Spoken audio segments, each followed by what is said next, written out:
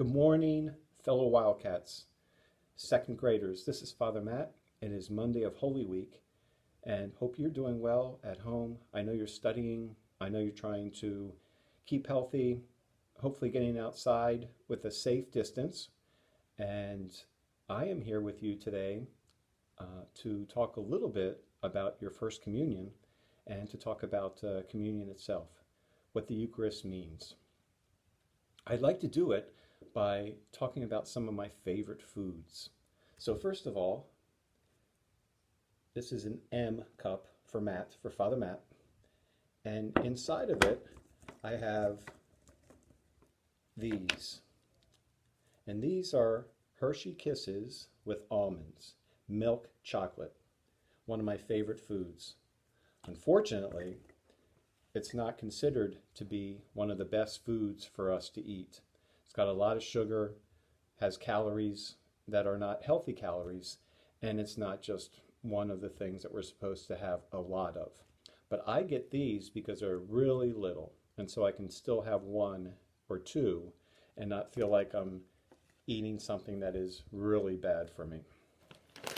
Secondly, these are potato chips. These are sour cream and onion. They're okay. My favorite are barbecue potato chips. Once again, not something that we're supposed to have a lot of.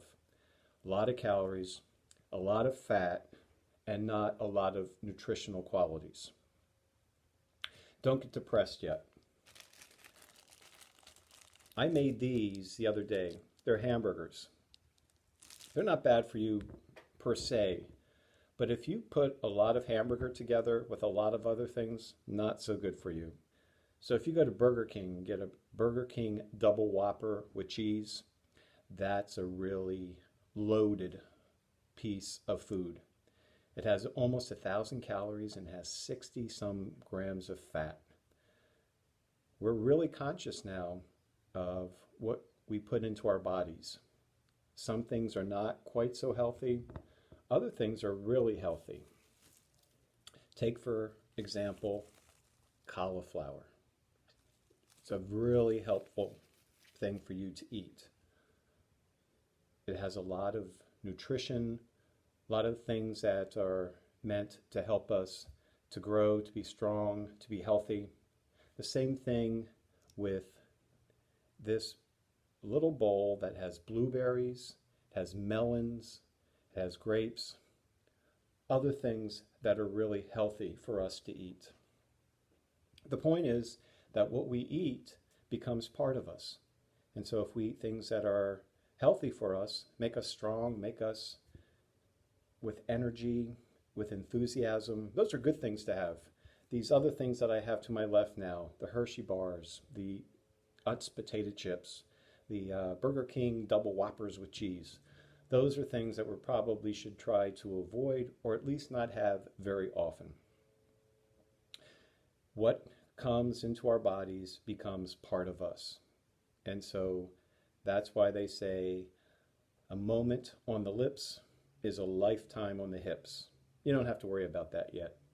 You, as second graders, you run around, you burn off all your calories. The rest of us who are a bit older, sometimes we have to be much more careful because things stay with us longer. Our bodies don't get rid of all the calories quite as quickly.